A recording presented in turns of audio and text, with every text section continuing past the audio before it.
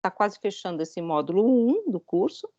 Ah, sim, começou a gravar agora, né? Quando a bolinha está vermelha.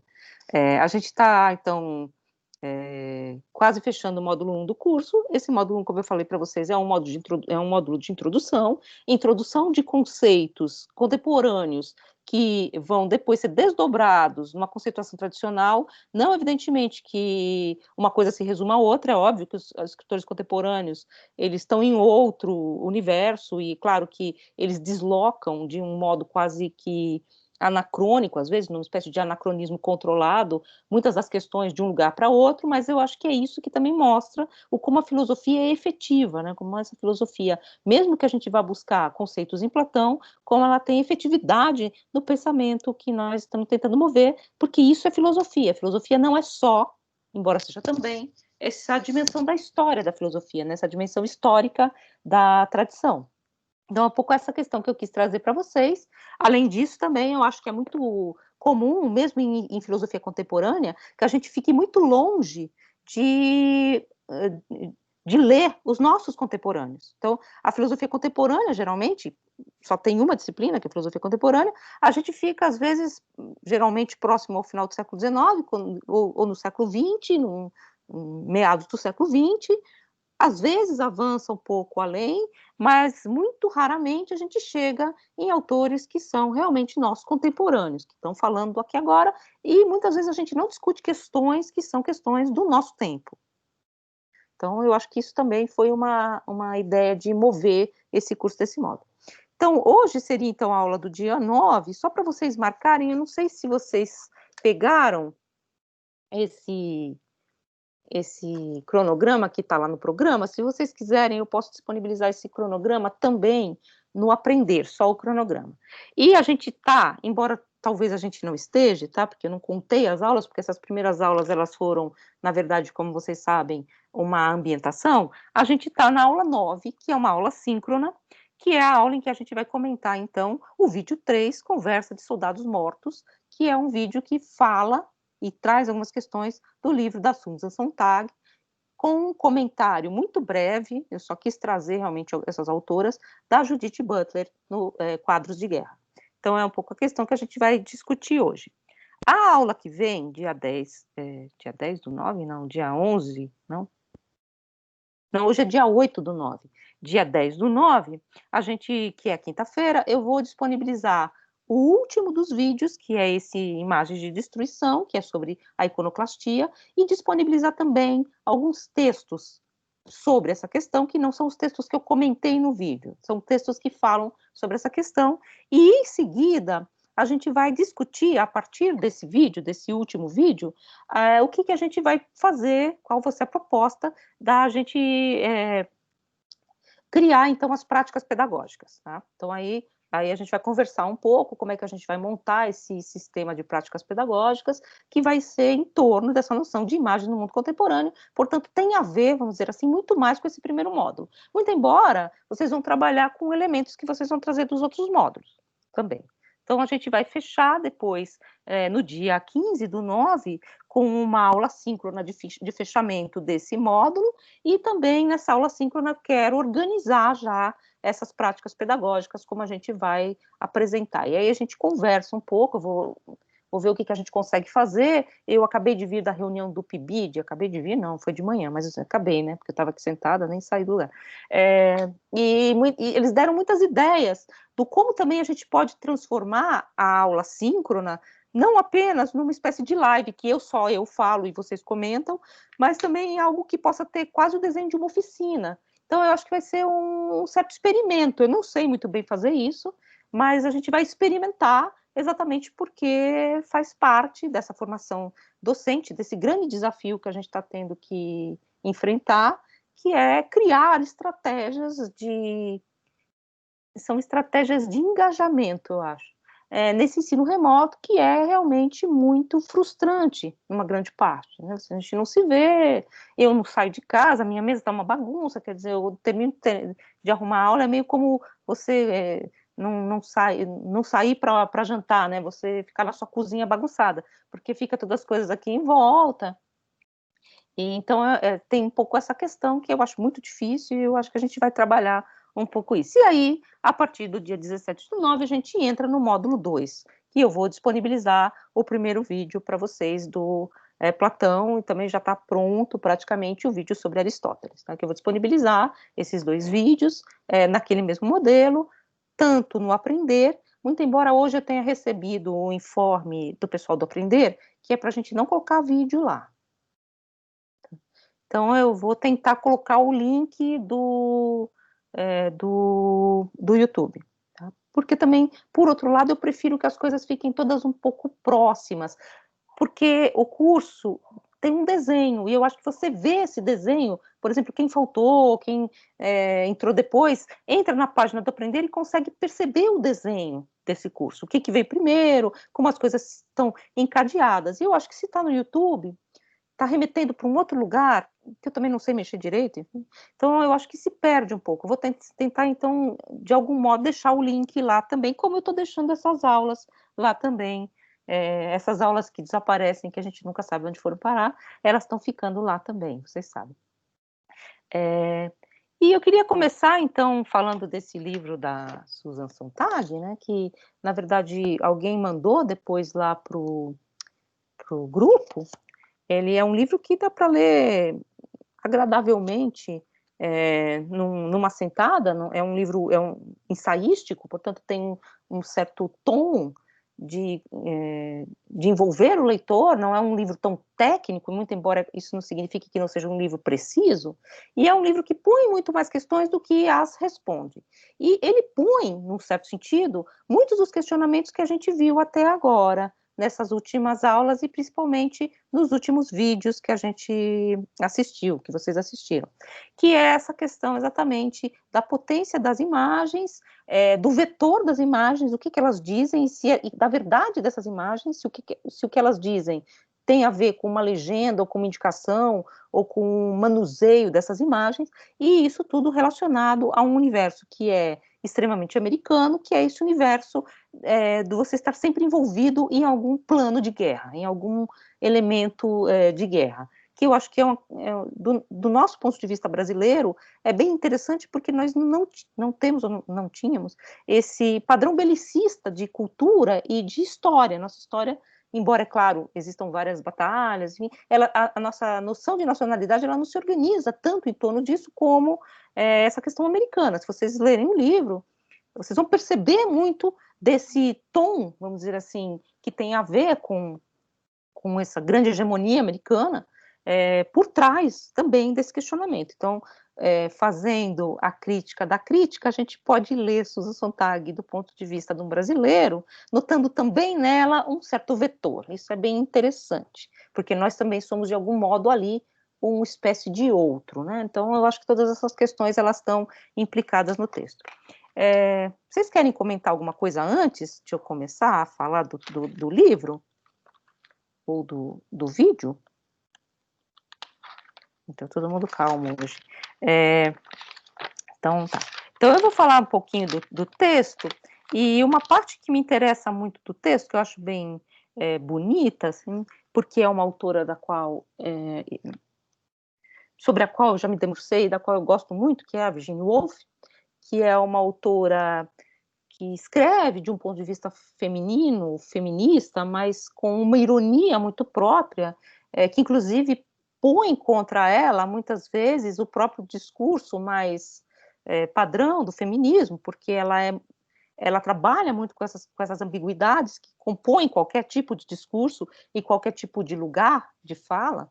Então, é uma autora que eu acho muito interessante. Eu já pensei, inclusive, em fazer um curso sobre feminismo, se um dia fosse facultado esse curso, que girasse em torno do livro Orlando, que é um livro interessantíssimo, não sei se alguém já leu, em que uma figura, Orlando, atravessa muitos séculos, tornando-se uma mulher. É um rapaz, é um príncipe, um nobre, um rapaz muito bonito, que durante essa peregrinação de uma vida que dura muito tempo, muitos séculos, enfim, é um livro fantástico, se transforma numa mulher.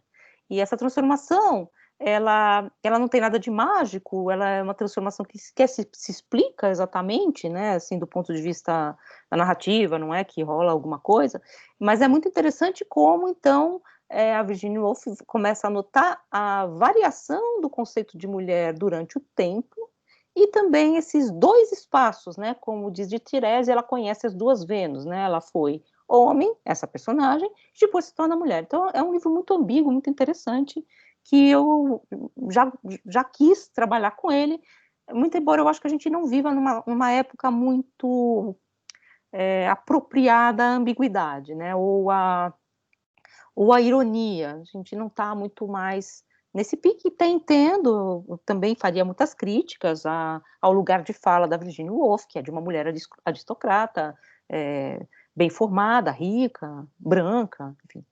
Então, mas uma figura muito interessante. E eu queria começar, então, falando do livro da Susan Sontag, exatamente desse início em que ela remete ao Três Guinéus, que é um livro da Virginia Woolf, que foi traduzido recentemente, numa tradução bem interessante para o português. Eu tenho um orientando que está estudando esse livro, dessa perspectiva do feminismo. E nesse livro, a Virginia Woolf, ela simula responder a um advogado pacifista, como uma mulher pacifista. E ela põe, então, essa questão de que a guerra, ela tem gênero, né? Não é assim, a guerra, ela é da natureza humana, ela, na verdade, ela é de um motor patriarcalista da história. E eu vou ler alguns trechinhos, né? A guerra, cito a Susan Sontag, é um jogo de homem, que a máquina de matar, diz Virginia Woolf, tem um gênero, e ele é masculino. Essas imagens de guerra que a Virginia Woolf convoca, ela convoca, no entanto, para produzir uma espécie de consenso. Ela chama esse homem e diz, olha, a máquina de guerra, ela é masculina, mas olhemos juntos para essa foto, é uma foto da Guerra Espanhola, sem legenda, e a Susan Sontag, inclusive, pergunta, será que essa imagem chegou a Virginia Woolf sem a legenda, ou ela simplesmente tirou a legenda para comentar, porque a legenda, ela interna a foto, e a foto não precisa de legenda, que é uma coisa que a Susan Sontag vai também colocar um pouco entre parênteses, uma legenda pode mudar, inclusive, o modo como nós interpretamos uma foto de guerra, ou uma foto jornalística, ou uma foto da nossa guerra urbana, porque nós vivemos uma guerra urbana, né, no Brasil, e uma legenda muda tudo, muda de lugar um pouco o espectro do observador. E, então, a crítica que a Susan Sontag faz à posição da Virginia Woolf é que, apesar da Virginia Woolf recuperar esse elemento de gênero e, portanto, de estrutura social nesse conceito de guerra, que a guerra ela é da ordem desse patriarcalismo, e que o nós feminino ele teria uma outra visão dessa perspectiva da guerra, por mais que a Virginia se coloque desse modo, ela se coloca como uma pacifista. E, num certo sentido, como uma pacifista que pensa que há uma espécie de consenso em torno dessas imagens. Então, as imagens de guerra, até por isso, talvez, elas prescindam de legenda, elas são imagens de destruição, de carne e pedra destruída, tanto que a Susan Sontag cita a Virginia Woolf, que é uma grande escritora, são duas grandes escritoras, e a Virginia Woolf, quando ela vai comentar a foto, ela fala exatamente dessa indistinção, eu não sei se aquilo é um pedaço de parede, eu não sei se aquilo é uma pessoa ou um porco morto, ou seja, exatamente dessa indistinção que marca a grande destruição. Então, e é construído com palavra. Então, é uma imagem que a Virginia Woolf cria para falar dessa imagem. Só que essa ideia de consenso, e que essas imagens criam um consenso, a Sontag coloca um pouco será? Será que é assim mesmo? Será que existe um consenso em torno das imagens que nos causam horror? E que esse horror é neutro, sem vetor? E durante o livro, não sei se quem conseguiu ler, viu, a Susan Sontag recupera, por exemplo, fotos de vários lados da guerra. Ela, logo aqui no começo do livro, ela vai falar da Guerra dos Balcãs, né, enfim, e E ela fala que uma mudança de legenda, vou ler aqui para vocês. Para o militante, a identidade é tudo, e todas as fotos esperam sua vez de serem explicadas ou deturpadas por sua legenda. Durante a luta entre sérvios e croatas no início da recente Guerra dos Balcãs, a mesma foto de crianças mortas no bombardeio de um povoado foram distribuídas pelos serviços de propaganda dos sérvios e também dos croatas. Bastava mudar as legendas para poder utilizar e reutilizar a morte das crianças. Ou seja, você cria uma espécie de comoção, só que essa comoção ela pode ir para cá ou para lá. São crianças mortas, elas podem ser, são crianças sérvias ou são crianças croatas, e você mudando a legenda, você muda, vamos dizer assim, o vetor dessa foto. Então, é um pouco essa questão que a Sontag coloca. Realmente, será que há um consenso humano, um nós que se põe diante dessas fotos? É um pouco a questão, se há esse nós, e ela diz, então, na página 12, nenhum nós deveria ser aceito como algo fora da dúvida, quando se trata de olhar a dor dos outros. É possível, portanto, essa neutralidade empática com a dor dos outros, absolutamente neutra, que se coloca diante dessa imagem, portanto, como uma imagem de guerra em geral, de guerra genérica, ou a guerra sempre traz uma marca de um lado ou de outro. E durante a argumentação da Susan, ela vai dizer que nesse período do qual ela fala, que é recente, ela faleceu recentemente, mas ela está falando da Guerra dos Balcãs, coisas que eu cheguei eu fui contemporânea desses momentos, eu cheguei a ler sobre isso, eu cheguei a ver. E ela fala do 11 de setembro, que também, enfim, recente, então, fatos que são recentes, e ela fala, na verdade, que não há um consenso sequer hoje em dia de que a guerra ela é absolutamente ruim, de que ela deve ser de todo modo colocada de lado.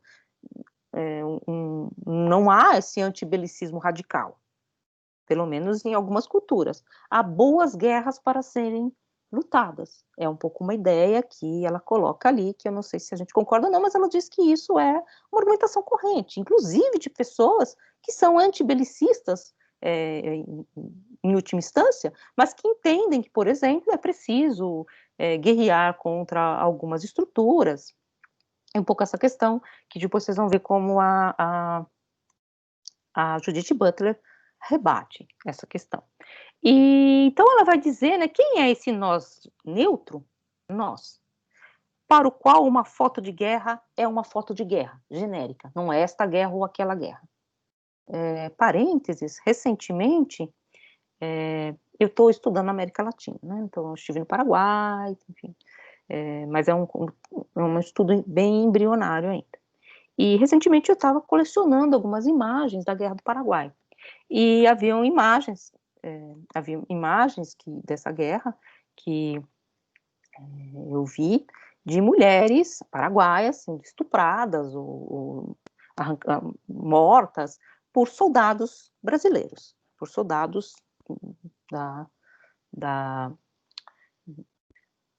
daqueles que invadiram o Paraguai, Brasil, Argentina.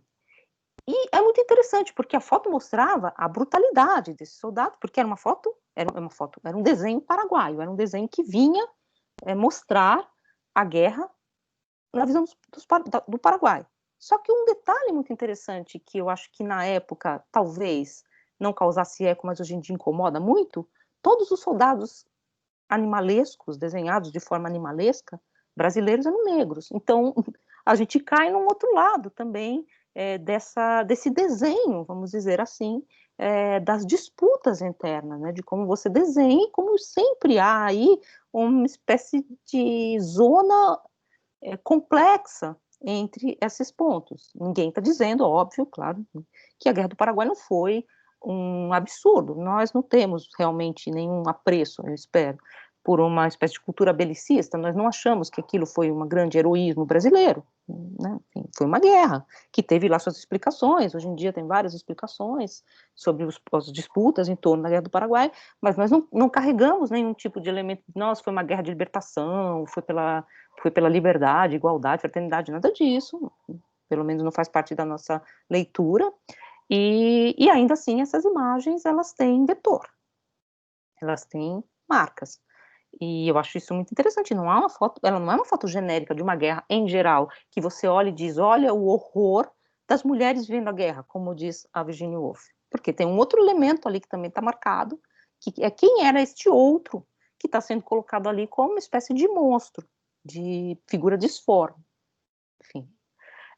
E continuando um pouquinho no livro, se vocês quiserem falar, gente, porque aqui a ideia é discutir o livro, tá? Porque eu já coloquei ali no vídeo, e num certo sentido, o que eu tinha para dizer mais especificamente do livro, eu já falei no vídeo. Aqui eu estou retomando essas questões mais pontualmente para a gente discutir, tá? Se vocês quiserem parar para perguntar ou falar, é só pedir e levantar a mãozinha. Ou tem o chat aqui também. Alguém já começou a conversar? Ah, qual o nome do livro, Orlando? Aí não tinha aberto ainda. Tá, então se vocês quiserem perguntar ou falar alguma coisa sobre o que vocês viram do vídeo, comentar o vídeo, qualquer coisa, é só pedir e levantar a mãozinha, tá? Porque a ideia é um pouco essa. E eu continuo, então, para Woolf, para Virginia Woolf, assim como para muitos polemistas antibelicistas, a guerra é genérica, diz Susan Sontag. Taxa de normal. É. Que ela, a guerra é genérica, as imagens que ela descreve são de vítimas anônimas, são de vítimas genéricas. E é exatamente o que eu quis dizer quando eu falei da Guerra do Paraguai. Essas vítimas genéricas, ou são mulheres, ou são negros, elas nunca são genéricas, porque elas estão apontando vetores, né? Você mostra uma construção, mesmo quando são fotos, né? Mesmo quando a gente está recuperando a ideia de fotografia. E aí eu queria lembrar a vocês, então, algumas coisas que a gente viu nos outros vídeos. Dessas coisas que a gente viu nos outros vídeos, eu queria lembrar vocês aquele livro do Brecht, que eu falei para vocês no vídeo sobre o Didi Berman, que é o ABC da Guerra, que é um livro tipo epigramas. Epigramas são textos escritos em pedras que se escrevia mais ou menos para marcar o lugar, a morte, e tem um pouco essa relação com a morte, mas tem também essa relação de ser um poema curto, que poderia, portanto, ser gravado na pedra, então, essa coisa epigramática, que geralmente comenta uma imagem, comenta um falecido, comenta algo de ausente. Então, nessa ideia, é um pouco o que o Brecht faz nesse livro. Ele pega uma foto genérica, ele recorta uma foto de jornal de guerra e coloca um epigrama, uma legenda. Ele legenda essa foto.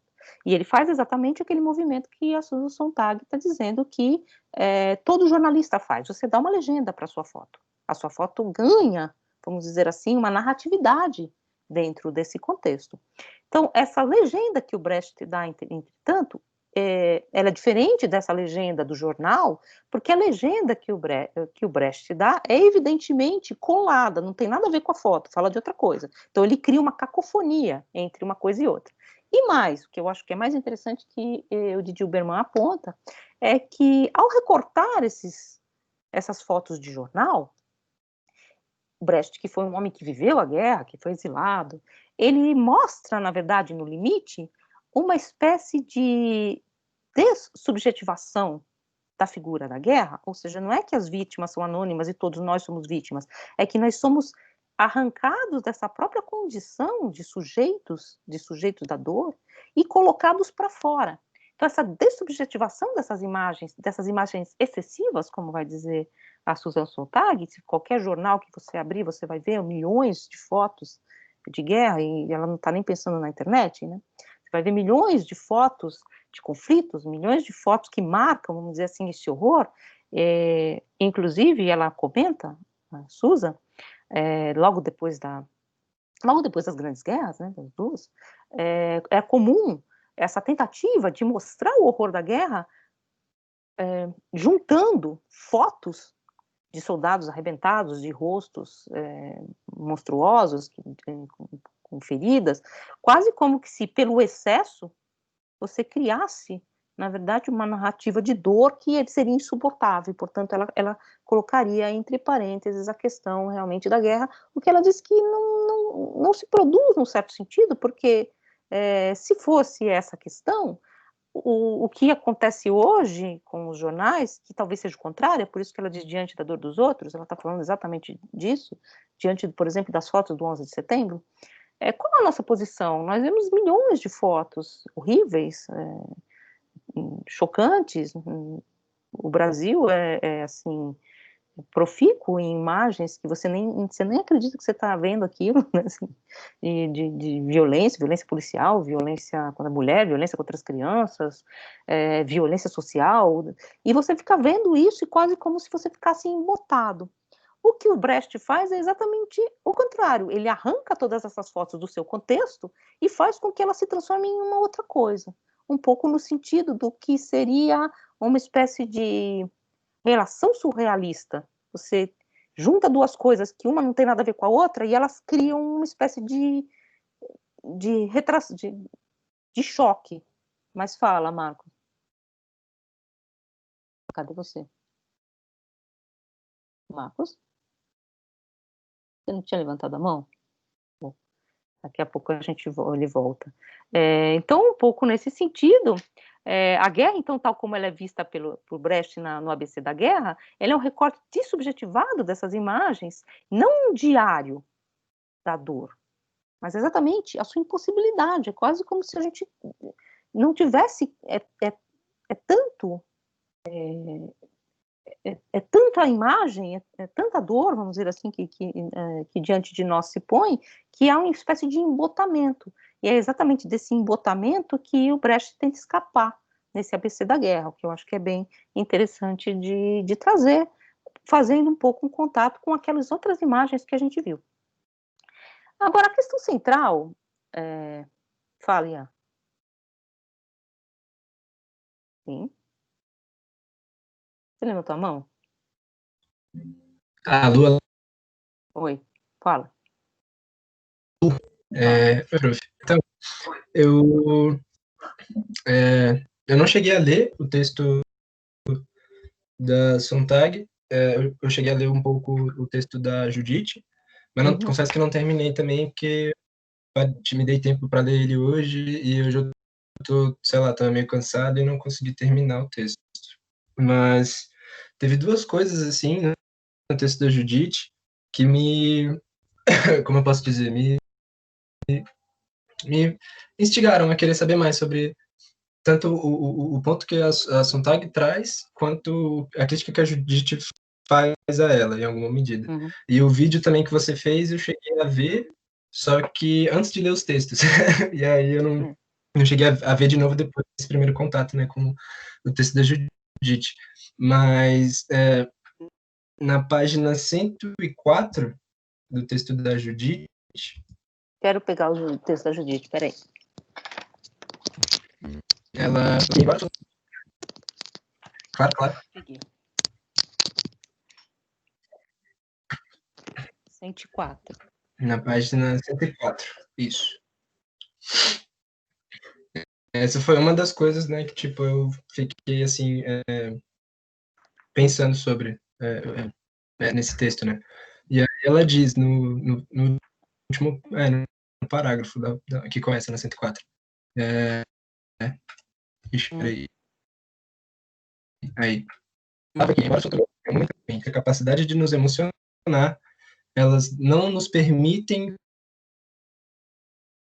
construir uma interpretação. Se uma fotografia é eficaz em nos informar, mover politicamente, isso se dá, na sua opinião, apenas porque a imagem é recebida no contexto de uma consciência política relevante.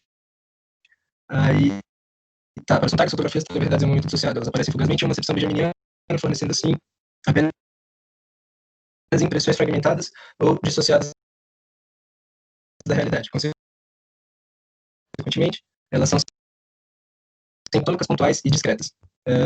As fotografias é coerência narrativa, e somente essa coerência, na sua opinião, satisfaz as necessidades do entendimento. Uma curiosa guinada para uma posição fundamentalmente, tipo, me parece, que eu tive, né, lendo esse trecho, foi que tem um posicionamento um pouco kantiano, mas, por outro, ela também tem um posicionamento que desvia um pouco desse, enfim, de Kant. Só que eu não expressar muito bem que posicionamentos são esses, né, o que se fundamenta em Kant e o que não se fundamenta em Kant. Na verdade... Se ela puder dar uma ajuda aí, talvez um spoiler, talvez esteja mais na frente, como eu falei no texto, então eu não sei. Na verdade, assim, eu acho que um pouco a crítica que a Judith vai fazer, a Susan Sontag, é um pouco que ela vai fazer essa dissociação da narratividade de uma foto. Num certo sentido, embora ela cobre, por exemplo, da Virginia Woolf, que a Virginia Woolf não tenha recorrido à legenda, então a foto geralmente tem legenda, ela vai muitas vezes dizer que a foto, a imagem, ela tem um pouco essa característica, e a gente sabe que a imagem tem esse uso na publicidade, no jornal, de criar uma narrativa que ela atinge, vamos dizer assim, ela vai direto a um ponto espontâneo, nesse sentido kantiano, que move as nossas emoções. Ela gera, de algum modo, uma espécie de empatia imediata, que é um pouco aquela questão da Virginia Woolf, né? Eu vejo uma foto de destruição, eu não vou pensar que guerra foi essa, não vou entrar com um elemento de construção intelectual, exatamente porque o que a imagem move primeiro, e esse talvez seja o grande perigo da imagem, é essa corda emocional, ela toca nessa corda emocional.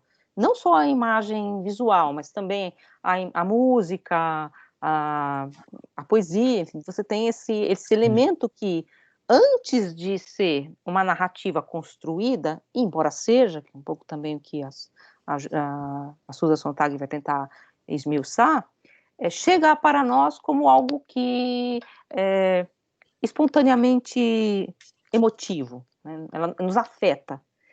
E, nesse sentido, a fotografia, ela está novamente naquele cavalo de Troia, né? Ela é uma espécie de obra de arte que não é arte, ela funciona meio a revelia do que a gente sabe, que ela é uma imagem construída, como uma espécie de duplo do real.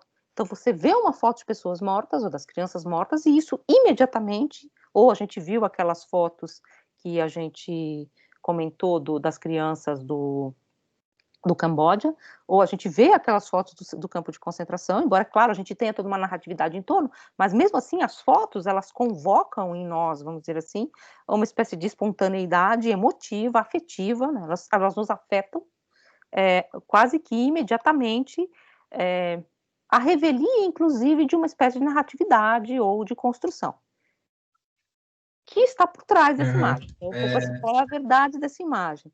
E, por outro lado, que é um pouco o que eu vou pegar da Judith Butler mais, a fotografia ela acaba tendo uma função documental, de testemunho e de verdade, inclusive em processos recentes. Eu ia pegar uma outra questão, que é uma coisa sobre a qual eu estou escrevendo, não sei se vocês viram, não tem nada a ver, depois a gente fala disso, eu volto a falar disso, mas já adiantando, mas não sei se vocês viram aquela história que está no jornal, daquele rapaz que toca, que é músico, que foi preso, e que foi reconhecido num caderno de fotos. Vocês viram essa história? Sim. Recente. O menino toca numa orquestra, todo mundo sabia onde ele estava, ele tem profissão, ele é músico, estava tocando no dia, mas alguém o reconheceu num caderno de fotos. E ele não é primário, nunca teve nenhum envolvimento com nada, mas a foto foi parar nesse caderno, porque eles criam esses cadernos de imagem a partir de alguma denúncia. E essas imagens, elas funcionam com uma verdade mais forte que os próprios fatos, a gente vai presa por causa disso. Ou seja, se a imagem é construída, e depois quero construir, eu vou escrever esse texto ainda, tá? Então é toda uma coisa meio desconstruída. Se a imagem é construída, inclusive a imagem 3x4, existe uma artista brasileira que fez um trabalho em torno dessa questão da imagem 3x4, ela juntou um monte de em retrato 3x4 que ela pegava no lixo desses lugares que a gente ia tirar retrato, né, lá na rodoviária e tal. Ela pegou um monte desses restos e ela montou um grande painel, assim, e ela monta séries, como as meninas põem o cabelo de lado assim, né, as meninas fofinhas, como os homens ficam assim, como a gente fica assim, ela monta séries, né? Que na verdade são construções, então aquela foto parece que serve para ser, isso aqui é você, é uma construção.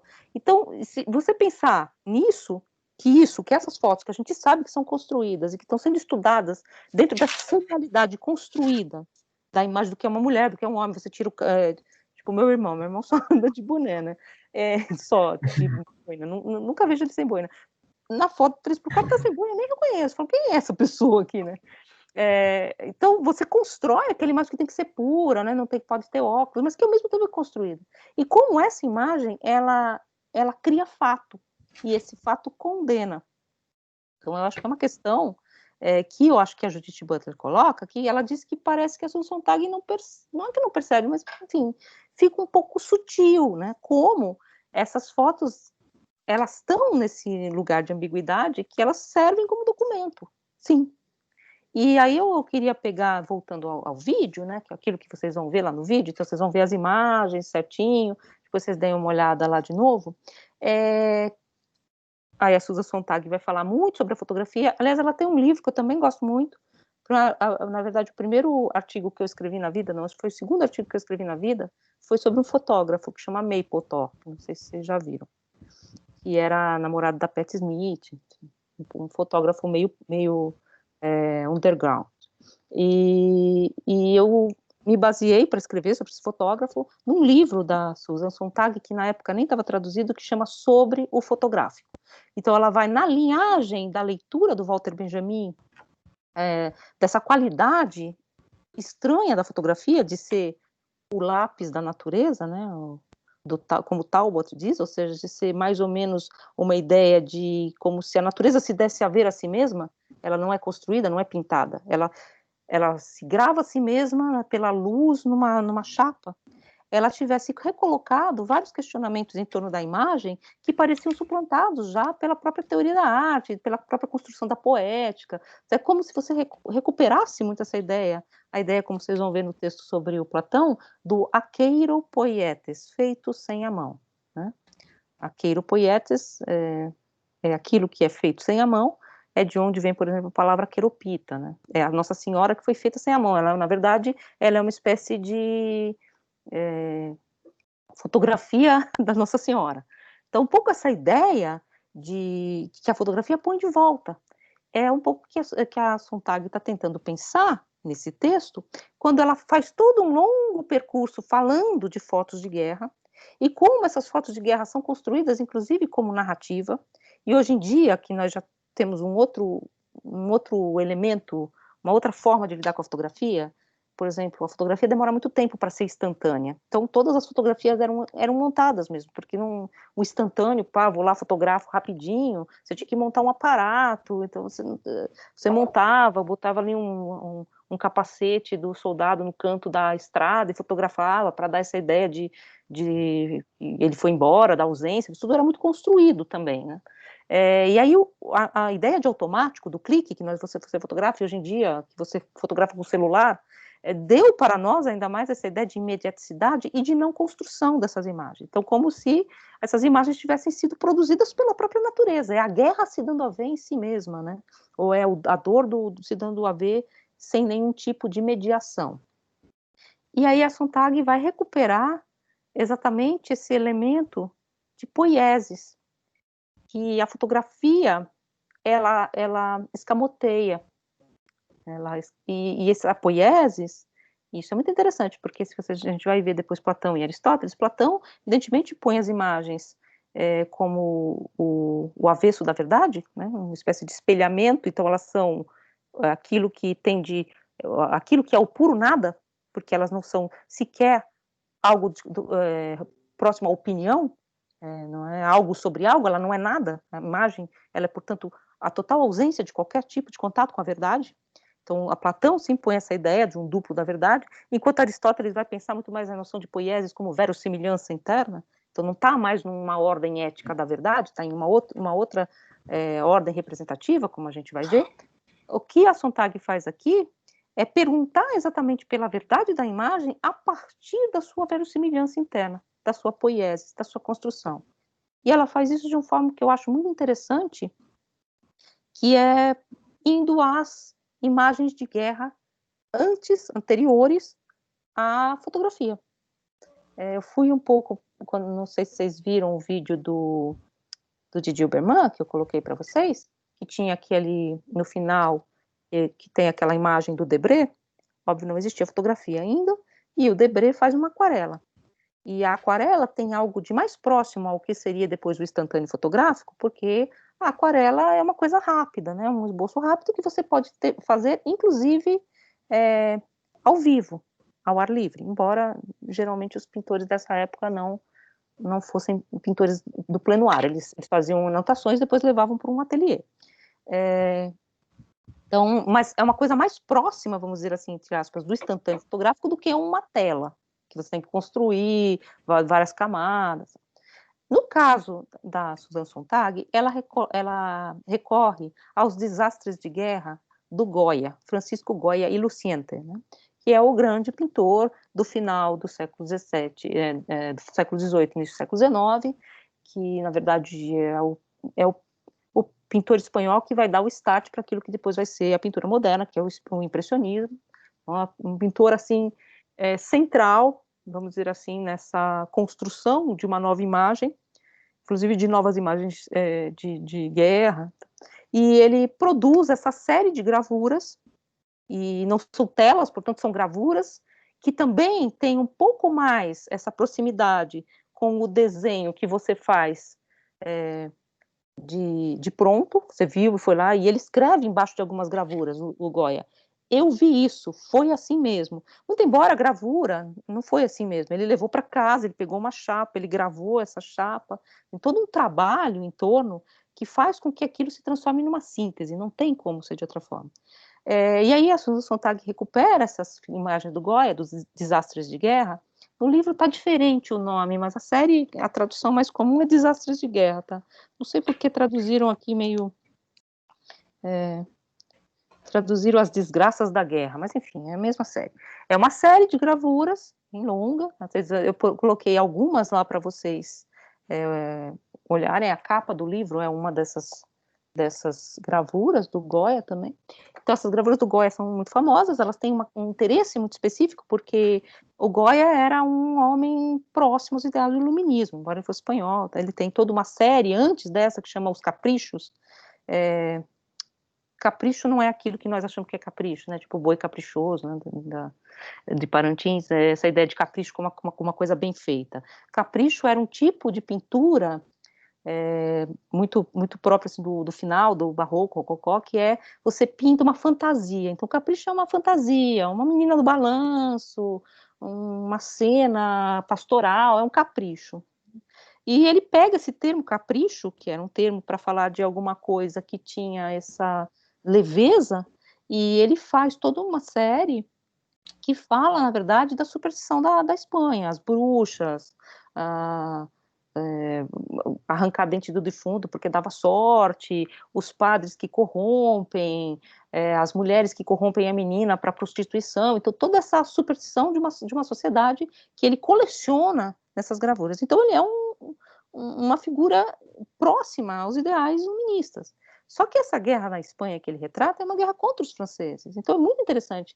O outro grande documento que eu acho que fala dessa ambiguidade da guerra, porque você, de um certo sentido, professou todos esses elementos iluministas, mas ao mesmo tempo você está sofrendo, vamos dizer assim, a invasão desse exército francês, ao qual, de alguma forma, no qual você se espelhou, né?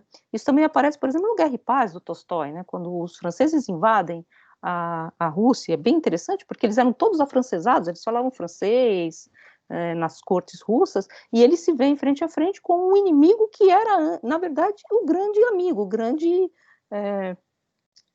a grande figura da emulação. Você emulava os franceses, né? Então tem até uma cena que eu acho bem bonitinha no Tolstói, que os russos falam assim: nossa, os franceses são lindos, eles morrem lindos, bonitos, tão branquinhos, eles nem fedem, é uma coisa tão linda, assim, né? Então essa coisa assim, como você tem esse inimigo que na verdade é um inimigo ambíguo. Assim. E aí os desastres de guerra vão mostrar isso. Num certo sentido, Goya tenta mostrar que não há um lado, é um horror.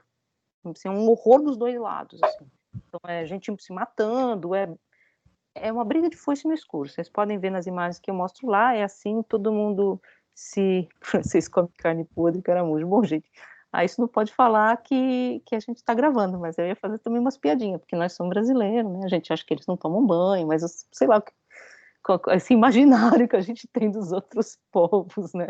Assim. Mas eu acho muito interessante, exatamente essas figuras, elas põem um elemento de ambiguidade muito forte. Você tem um amor por essa cultura, você teve todo um apreço por essa cultura que está invadindo seu país e aquele horror que não tem lado, que é um pouco desses desastres de guerra, que é realmente a questão. Fale, Ian.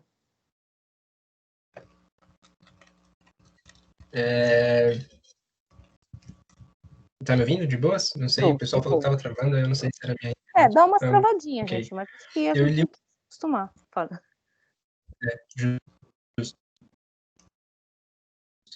Do Safatli, que saiu hoje, eu acho, não sei, eu recebi um e-mail do El País, e era um texto do Safatli falando sobre iconoclastia, eu acho. E aí ele fala de como ele se sentiu no curso de filosofia, com esse apreço por essa tradição filosófica, né, europeia, enfim, branca e etc. E aí, ao longo do curso, ele percebeu que na real, era essa filosofia também era uma espécie de mecanismo de colonização, né? Também era um dos mecanismos para colonizar as pessoas. Uhum. E aí ele meio que conta isso, e aí, tipo, a foto também do texto é justamente uma imagem de Voltaire, né? uma estátua de Voltaire com tinta jogada nela. Exatamente, Voltaire com a tinta vermelha jogada em cima dele. Eu achei, assim, essa imagem bonita, assim, mesmo com a tinta, mesmo sendo uma iconoclastia, ainda ficou, sei lá, estético, assim.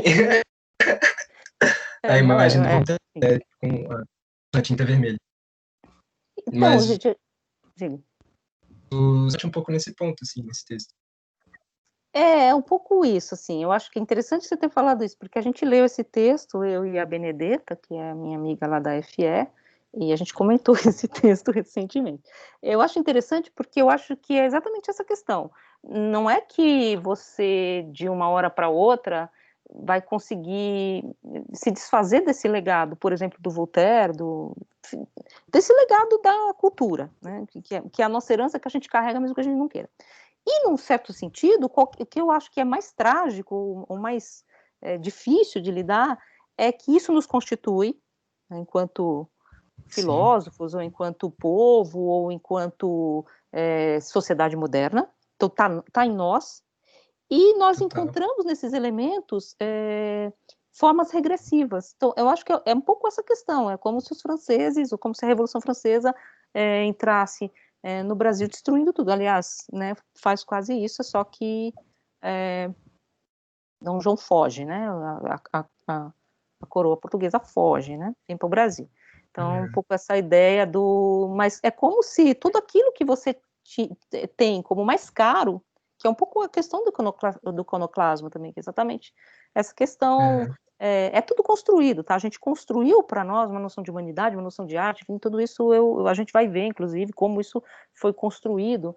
E agora a gente está vendo esses elementos, um pouco naquela toada do Benjamin, que todo documento de cultura é um documento de barbárie, num certo sentido, nesse elemento que é constitutivo. Então a gente vai ter que negar alguma coisa que está em nós para que essa coisa negada se transforme numa terceira também, porque eu acho que também não é jogar fora, sabe? Porque eu não concordo com uma coisa do texto Safatli, tá? Eu não sei, o pessoal não leu, mas enfim, o pessoal vai ler. Que ele fala que essa questão de que a filosofia se colocava contra o mito. A filosofia se coloca contra o mito na Grécia. Assim, eu acho que essa noção de mito, ela é grega. Sim, então ele fala dessa noção de milagre grego, né? Ele critica essa ideia um pouco também. Essa noção de milagre grego. Como assim? O milagre é só grego, só os gregos têm razão.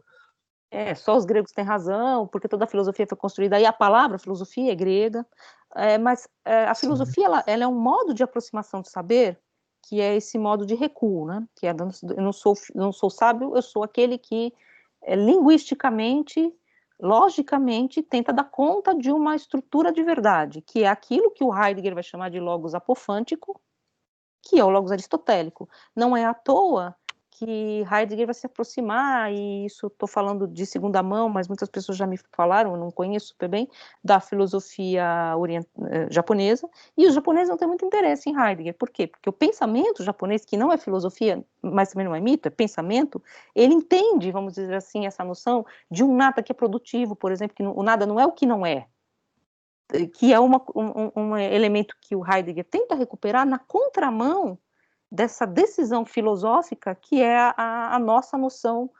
logocêntrica, apofântica da verdade. Mas, por outro lado, essa noção, enfim, ela constrói a imagem da ciência. A gente está um pouco aí nesse entroncamento, que eu acho que é interessante. Que eu acho que esse texto eu posso colocar lá, então, do Safatli. Eu ia colocar uns outros textos lá também, que são... Por que eu não coloquei antes? Porque são esses textos meio de jornal, assim, então, que é meio para a gente, né? Sim, Assim, é um texto de jornal. é um texto de jornal. O outro texto que eu ia colocar, com o qual também não concordo, mas tudo bem, era o texto do George Collin, que ele vai falar George Collin, que é historiador, né, da arte, ele vai falar da figura dos bandeirantes. E ele gosta de ser do contra, tá? Todo mundo gosta do modernismo, gosta do século XIX. Assim, todo mundo acha aquele bonecão lá do Borba Gato horroroso, ele vem falar que é legal. Mas, enfim, é historiador da arte assim mesmo. E ele fala assim, num limite que se destruíssem o monumento do Ibirapuera, a história foi feita de construção e destruição, num certo sentido, né? Mas o que também, se a gente não vai falsear um passado, então toda essa questão, assim, né, que eu acho que é um debate muito interessante das imagens, que as imagens carregam. Eu acho que essa questão é bem interessante, e achei legal você trazer essa questão do Safatli aqui para próximo da Guerra Espanhola, da Guerra Espanhola, que é a Guerra do Goya, não a Guerra da Virginia Woolf, e daquilo que eu falei do Tolstói, porque é um pouco isso, né? A gente, na verdade, tem uma espécie de relação dialética, no sentido de que você nega porque isso faz parte de você, se apropria, transforma numa terceira coisa, com essa cultura que muitas vezes é a própria cultura do opressor, né? Assim, se eles forem dizer guerra e paz, é uma tensão o tempo todo, né? Do príncipe. O Safatli, ele fala até do Haiti, né?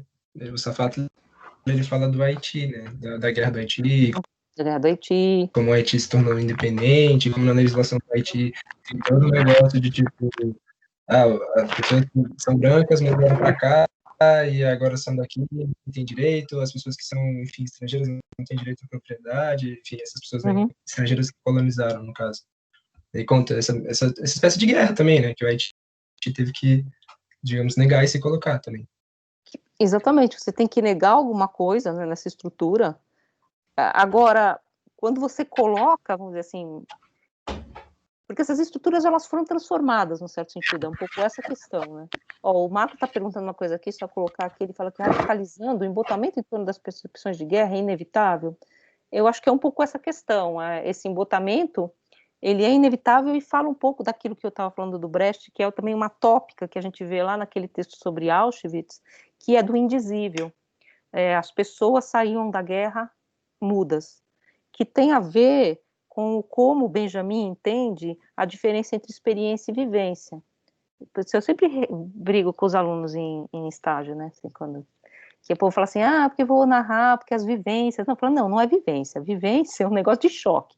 É aquilo que você não consegue narrar. A vivência, ela é geralmente esse choque que você vai ter que encapsular de algum modo pela sua memória, que você vai ter que criar uma espécie de bolsa de proteção, porque você não consegue lidar com aquilo. São as imagens que você não consegue narrar. E a experiência é aquilo que você passa por cima desse elemento de fratura e narra. Então, essa ideia da narratividade, da experiência como aquilo que você é capaz de narrar. Agora, exatamente, essas imagens de guerra, no limite, elas são imagens do indizível. Eu não quero falar disso, eu não sei falar disso. Então, um pouco também, voltando à questão do texto de Auschwitz, é um pouco aquela questão que os críticos ao Didier Obermann colocam. Você fala demais, você sobrepõe esse vazio constitutivo da dor com um monte de imagens. E se vocês forem ler o texto, ele faz isso mesmo. Ele sobrepõe imagem sobre imagem, como se ele estivesse criando uma espécie de embotamento. Não sei se eu concordo ou não, mas eu acho que tem um pouco essa questão que a Judith vai exatamente levantar. E aí, assim, só voltando à questão do Goya, vocês vão ver lá melhor no texto, o que a Susan Sontag recupera é que é claro que eu sei que o Goya não viu aquilo daquele jeito. né? Às vezes tem uma árvore que é óbvio que está ali para equilibrar a imagem. Eu peguei uma imagem que é um cara com um machadão assim, pá, esse machado cria uma espécie de vetor de movimento. É claro que, como artista, ele criou esse vetor de movimento, ele cria uma espécie de diagonal. Isso é criado, ele sabe disso. Ele cria um amontoado de corpos tudo informe, uma coisa por cima da outra, uma amálgama, ele criou isso. Talvez ele tenha visto também, só que ele sintetizou elementos do que ele viu numa outra cena. E isso, para nós, do ponto de vista de uma imagem que não é fotográfica, é normal. Nós entendemos que aquilo é construído.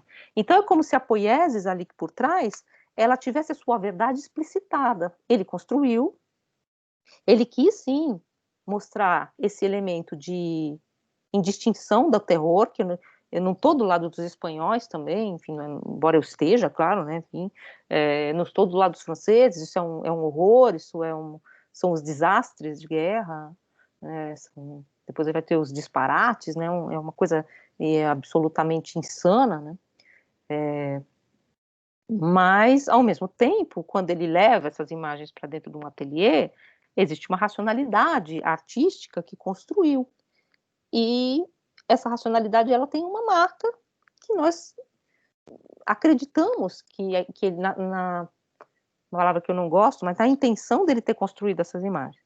Agora, quando a gente vai para as imagens de guerra que a gente vê no jornal, essas imagens fotográficas, elas muitas vezes simulam, sabe aquele negócio, não sei se existe isso, tinha um programa que chamava Aqui Agora, antigamente, se existe ainda? Que os caras corriam com a câmera assim, aí você ficava vendo a imagem assim, para dar bem aquela ideia de que eu tô aqui junto com a polícia, graças a Deus. Mas é interessante isso, porque, na verdade, isso é construído, ele podia botar aquilo num carrinho e tal, mas ele vai correndo atrás junto com a polícia. Você acha que ele estava junto com a polícia? Gil Gomes e tal. Pois é, você cria toda uma espécie de elemento para você. Isso até as figuras da retórica que usa isso, né? Que é para jogar o seu espectador dentro da ação. Então, é como se você estivesse junto, a câmera está chacoalhando, né? Você está correndo junto com o policial. Então, você cria esses elementos que são construídos também. É um pouco essa a questão. Eu sou velha, filha. Gente, eu não posso nem falar, porque eu dava aula sobre arte grega, né? Dei aula muito tempo, não, uns 3 anos sobre isso. E aí eu ia falar das pinturas que tinham nos quartos das visitas. E visita Xênia, né, em grego. E aí eu sempre falava de Xênia e você.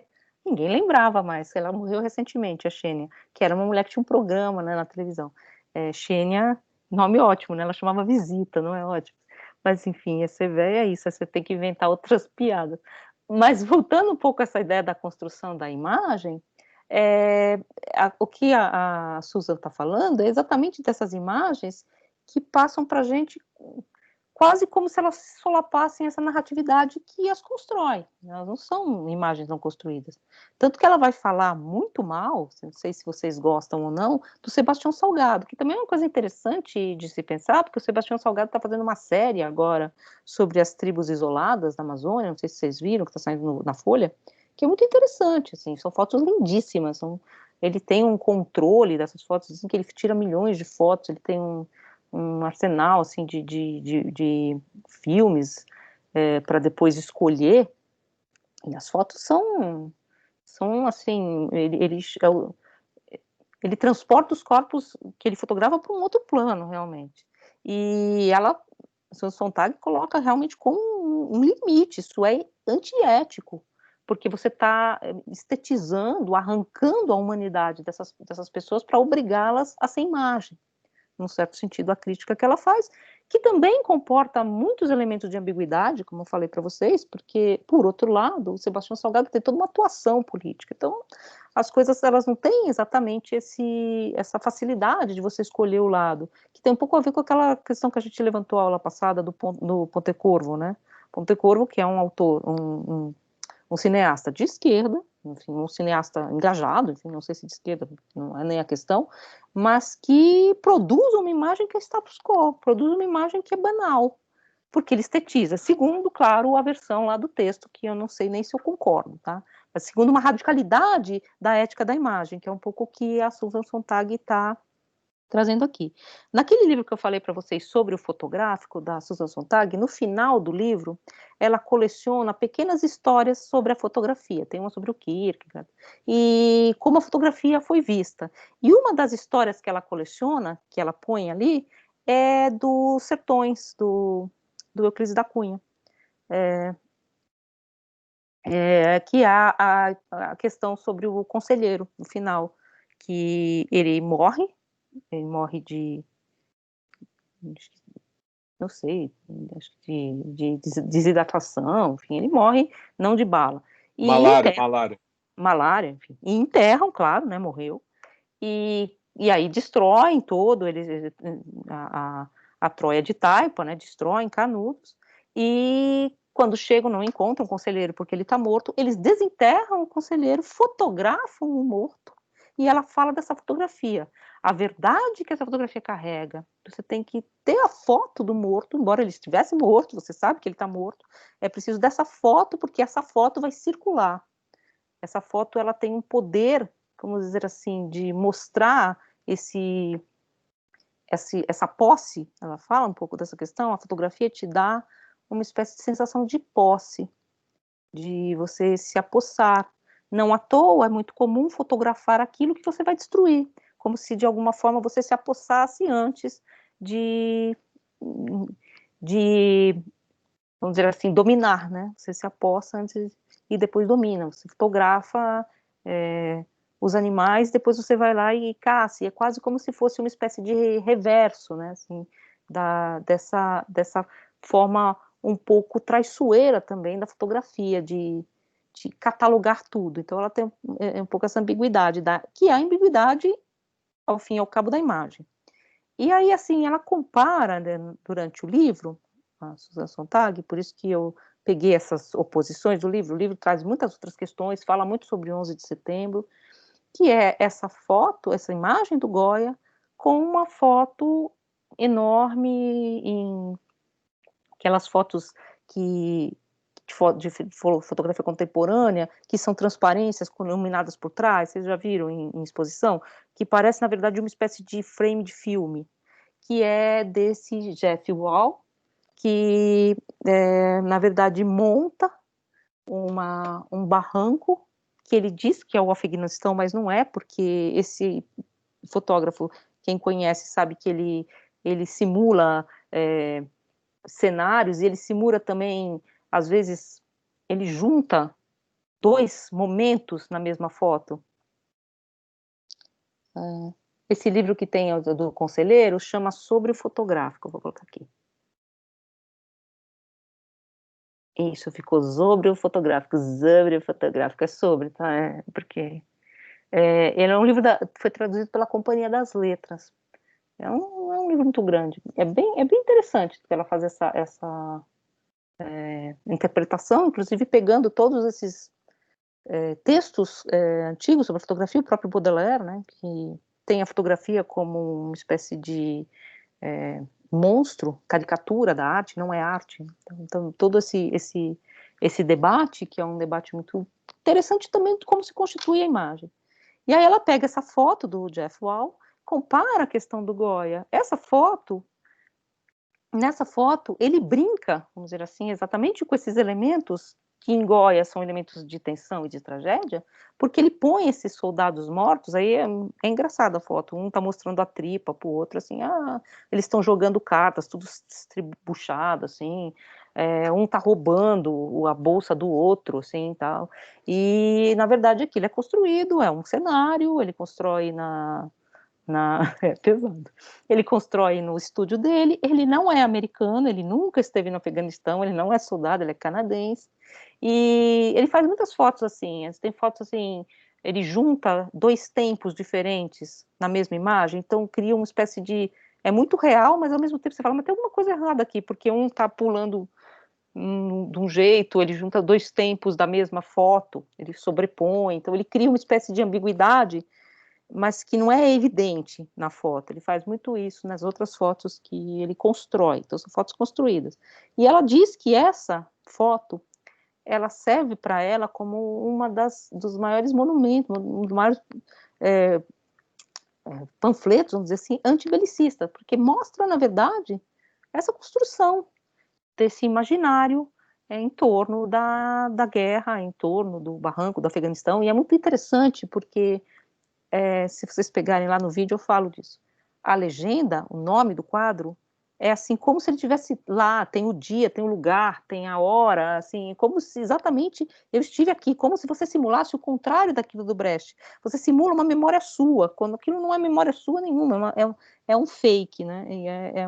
Aliás, depois a gente podia, inclusive, discutir o quanto tudo isso que a gente está discutindo, hoje em dia, tem uma outra posição dentro da questão das fake news, que tem a ver com isso, né, também, que é um deslocamento de uma coisa para a foto não é falsa às vezes, mas você desloca ela para outro lugar ou para um outro tempo e ela se transforma em uma outra coisa. Então, toda essa questão que está dentro da ordem da fotografia.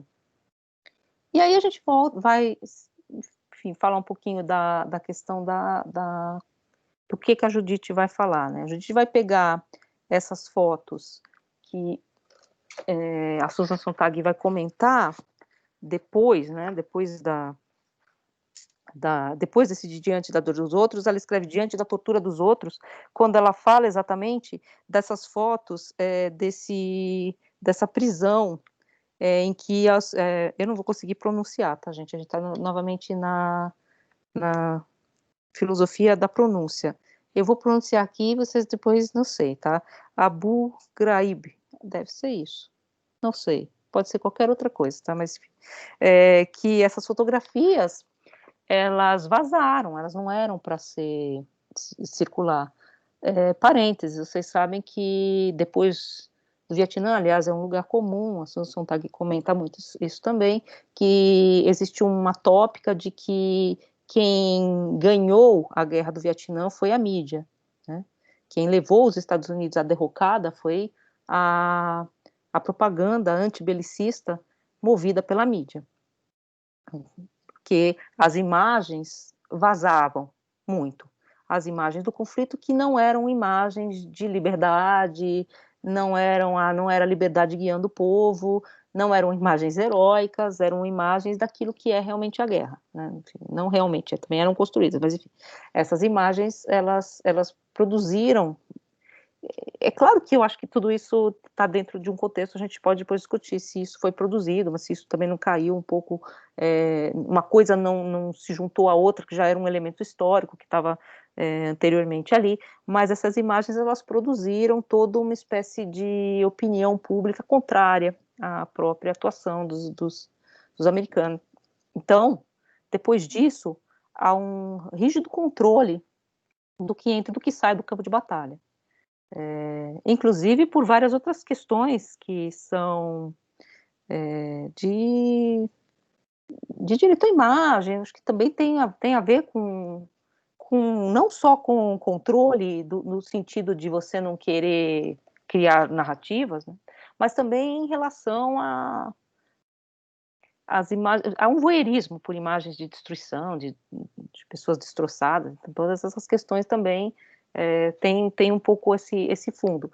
Mas, por exemplo, a grande imagem da Guerra do Golfo era um pássaro cheio de óleo. Essa foi a grande imagem que circulou, porque era como, olha que horror, os animais estão sendo contaminados pelo óleo que está vazando durante a guerra, e era como se toda a guerra fosse extremamente cirúrgica, como uma espécie de videogame, que a gente sabe que não era, mas essas imagens, vamos dizer assim, da destruição das pessoas, da casa das pessoas destruída, das crianças, das vilas destruídas, ela desaparecia. Então, né, você desaparece com isso, você desaparece um pouco com esse elemento que incomoda a opinião pública.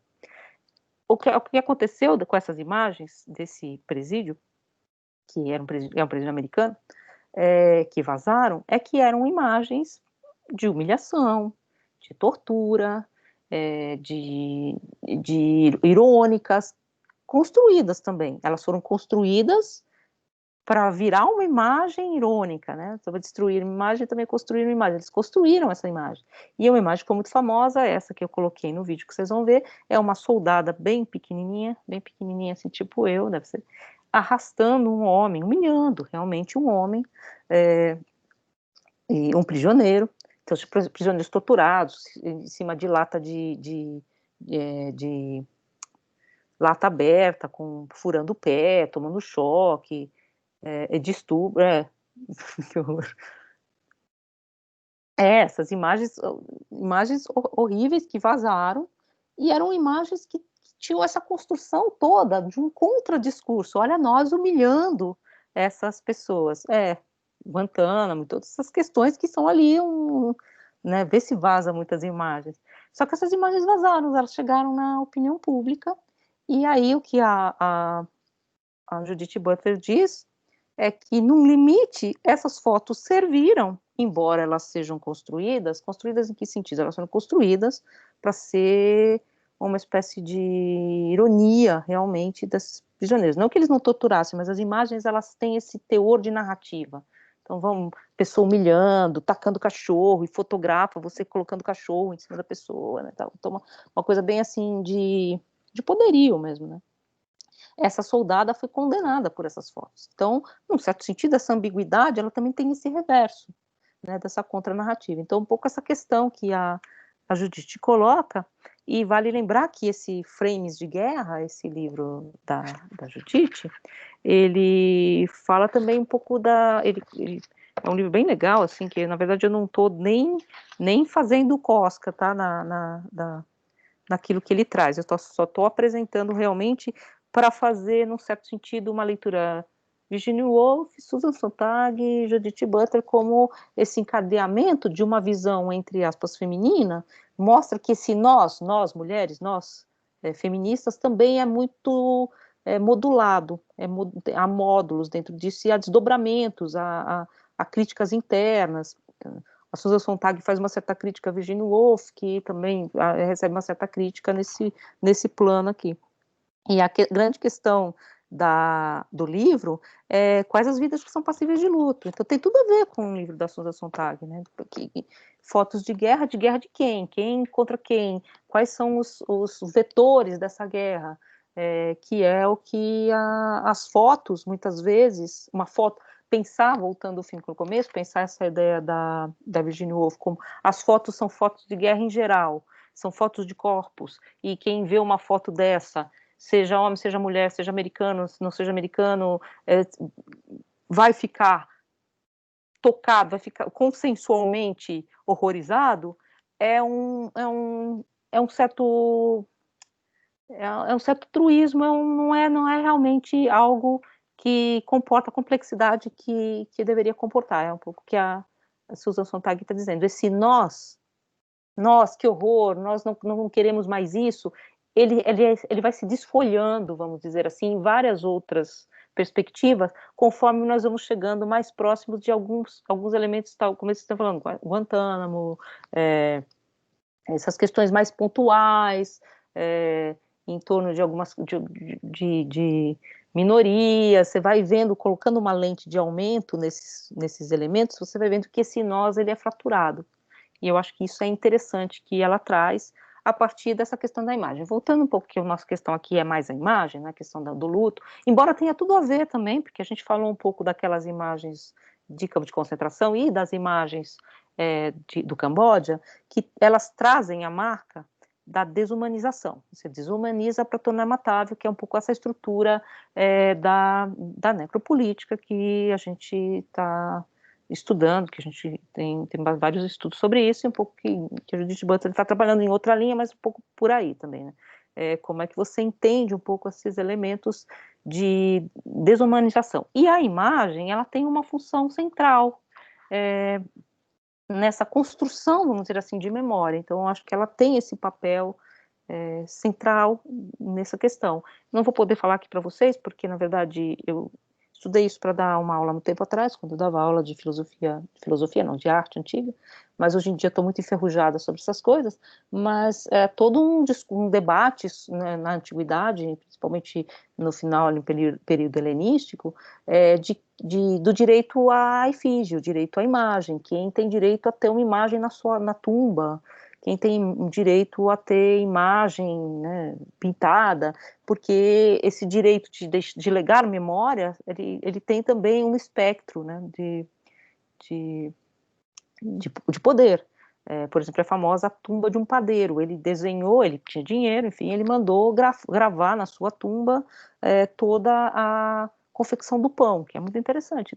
Um guerreiro grava a batalha, eu gravo fazendo pão, eu fui padeiro, mas nesse sentido um pouco um elemento de um momento de transição e um pouco de crise já, né, nesse momento em que as imagens elas se banalizam, né, se banalizam inclusive no que se chama de uma espécie de indústria tardo-romana de figuração à maneira grega, que é muito interessante, tal como para pensar um pouco essa circulação das imagens e como as imagens elas constituem, vamos dizer assim, um direito. O direito à memória, o direito ao luto, o direito à visibilidade, como essas questões estão muito presentes hoje em dia, né? Que a gente pensa muito há alguns anos atrás, não existia essa questão da representatividade tão forte, né? Então, se você fazia uma novela, sei lá, Flor do Caribe, que eu estava vendo esses dias, todo mundo é loiro e azul, né? Assim, não sei onde que eles foram. Então, você faz uma novela na Bahia, todo mundo era branco. Hoje em dia, a gente não aceita mais essa questão, né? A gente não aceita mais esse... Nossa, caiu alguma coisa aqui. A gente não aceita mais essa questão. Eu penso que tem um bicho aqui, acho que não é. Acho que foi um plástico que caiu. Então, um pouco esses elementos que eu queria trazer para vocês, e apontando, então, para esse último vídeo que eu vou colocar amanhã, que é um vídeo curtinho, tá? Que é sobre iconoclasmo, na verdade só traz essas questões que a gente, num certo sentido, já trabalhou. Como destruir uma imagem é também criar uma imagem da destruição dessa imagem. E como a imagem da destruição de uma imagem também tem um poder de construir imagem. Então, como a gente está dentro um pouco desse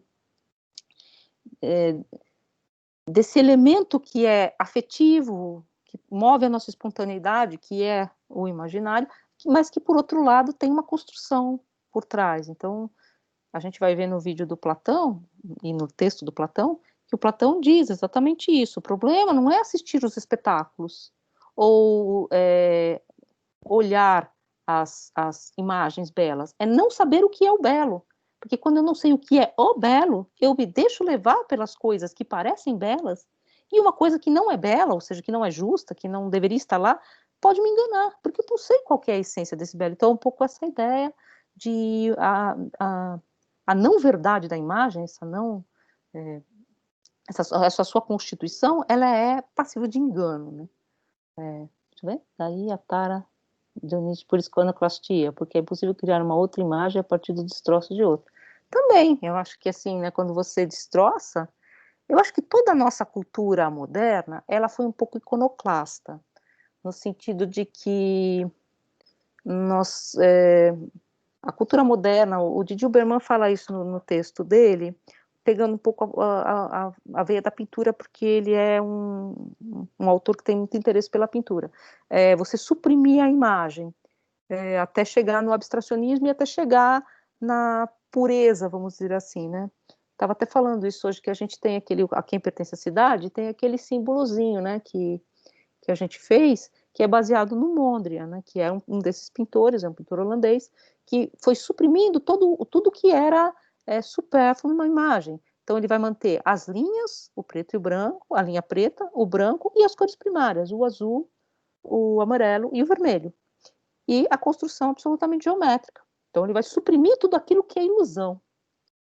E nesse símbolozinho que eu copiei do Mondrian, eu tive que colocar o verde, né?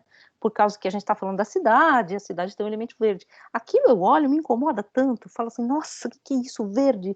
Porque o verde não é uma cor pura, ela é uma cor, não é uma cor primária. Então tem esses elementos também de uma iconoclastia muito radical. Se vocês pegarem o Niemeyer, né? O que Niemeyer fala? Ele fala que ele combatia uma arquitetura que não expressava a essência do concreto armado. é concreto armado falsificado. Então, essa ideia da pureza das linhas, você vai lá na UNB, é isso, né? Você vê até aqueles ferros saindo para fora, lá no Minhocão. Minhocão é isso, é um purismo, vamos dizer assim, quase como se você não tem colunas gregas, colunatas, você não tem frontão, não tem aquele florão, não tem platibanda. Platibanda é aquele troço que esconde o telhado, sabe? Que dá uma subidinha e o telhado fica para baixo. Se bem que esses prédios aqui tem platibanda, mas tudo bem.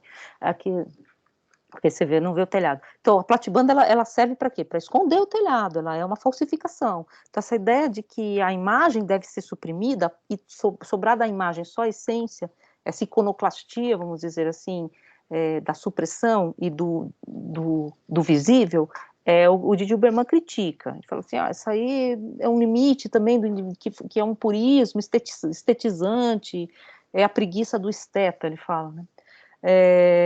Mas eu acho que a gente viveu muito nesse ritmo, e eu acho que o Nietzsche foi uma figura que...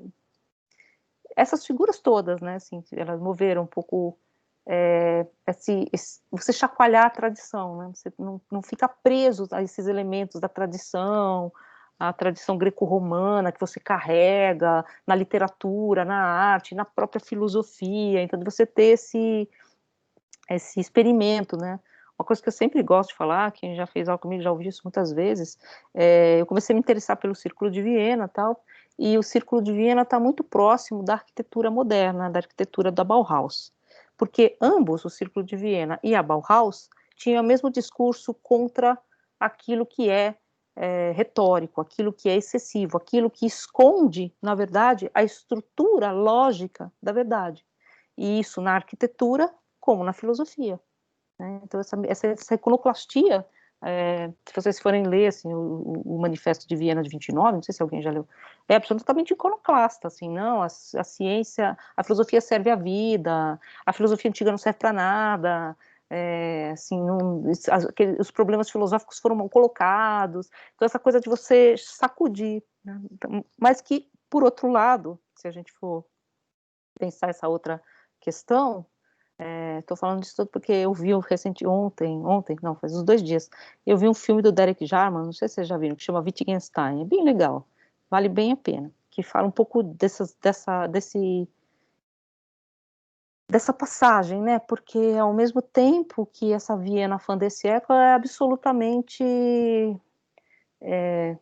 Klimt, né, uma coisa toda cheia de ecletismo na arquitetura, e aí você tem essa ruptura e de uma espécie de corte que você sacode a poeira e vai para um prédio que é assim, pá, que é só a estrutura. Então, eu acho que tem essa questão que está na filosofia, né, mas que está também na forma de construção da imagem, né, que é bem interessante.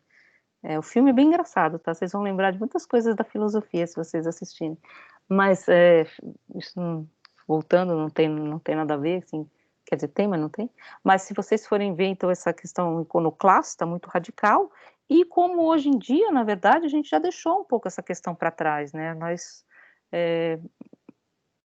deixamos essa pureza do invisível, do indizível, de que você vai só as cores puras, só a arquitetura da estrutura, inclusive num movimento que nasce na arquitetura, que depois vai parar na filosofia, que se chama pós-moderno, né? A pós-modernidade na arquitetura, um famoso livro de um autor, que esse livro eu não tenho, também nunca li, mas ele chama Paulo Portuguese, chama Aprendendo com Las Vegas. Então, às vezes, você fazer, não é aprendendo com Niemeyer, com Le Corbusier, com a pureza, é aprendendo com aquilo que tem de mais contaminado, que é essa cidade do luminoso, da propaganda, do misturado, do kit, né, do ecletismo mesmo, né, daqueles luminosos. Enfim, então você dá um pouco essa revertida, né, uma espécie que também, no fundo, é iconoclasta, né, porque você joga fora uma arquitetura de bom gosto para pegar um troço que era considerado de mau gosto. Então eu acho que tem um pouco essa questão da iconoclastia também.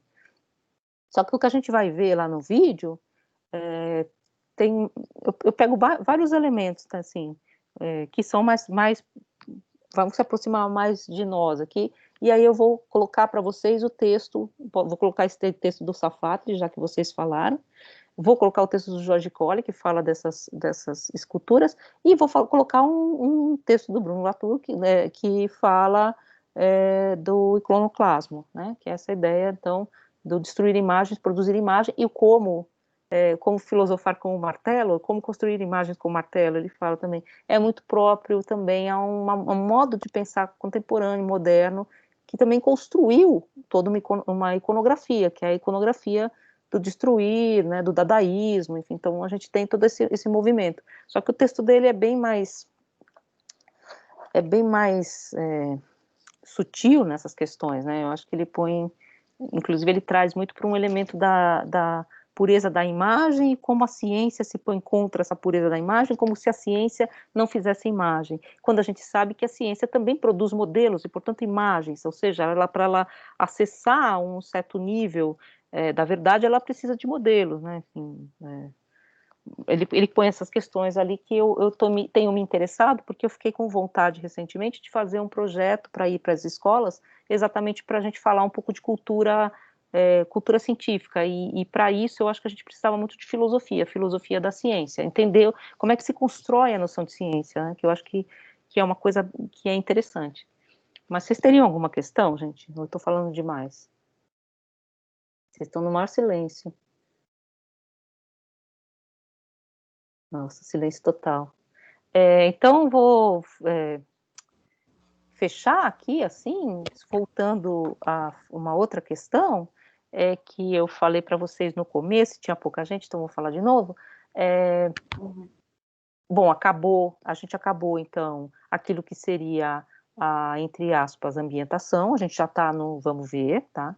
Então, agora, quando eu for colocar os fóruns lá, assim, eu vou comentar o último fórum, mas como nem todo mundo participou, eu não vou levar em conta, tá? É um teste, mas depois os fóruns vão ser um dos modos de aferir quem está ainda no curso, tá? Porque eu não posso aferir por aqui, porque realmente nem todo mundo pode vir.